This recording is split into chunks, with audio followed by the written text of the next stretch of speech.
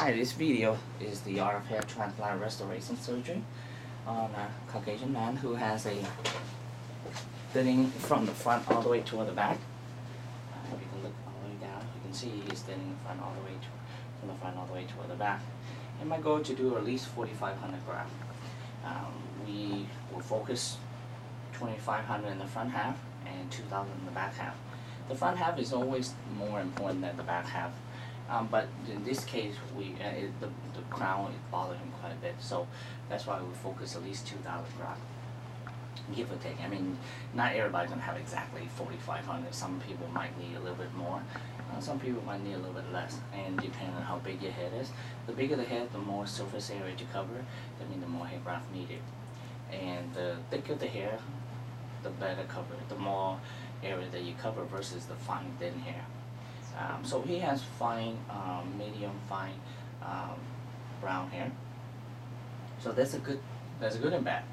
The bad part is you need more to cover the same area versus the thicker hair like the Asian hair or Hispanic hair or the black hair. But the good part is that the hair is so fine and so natural that the frontal area, it will look so natural that there's no detectability if you do it right, and so there's no signs of hair transplant. Again, hair transplant is not just the surgical skill of the surgeon. It requires a lot of the artistic and aesthetic detail to ensure very natural result. It is an art form, and when you pay attention to all this meticulous detail, the result going to be fantastic. Now, no hairline going to be exactly the same. When I create the hairline, I created a very unique for each individual, depending on his or her facial structure.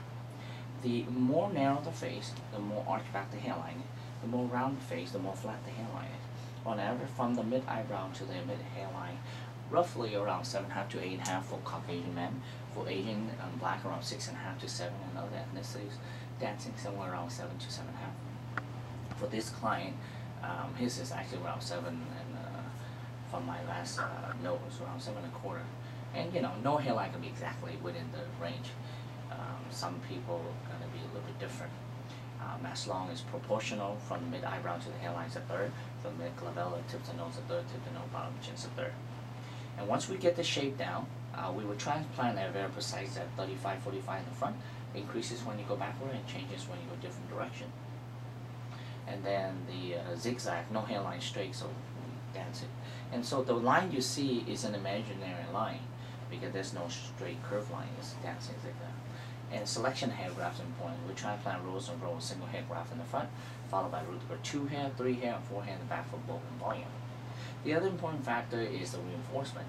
So we're not only filling the bald spot, but we reinforce the area that have existing hair and make this area strong too. We anticipate this frontal forelock will be gone. So then we have, when the transplant blended in, when you lose this, you don't look like there's a bald spot in there. And again, likewise we go on the side too.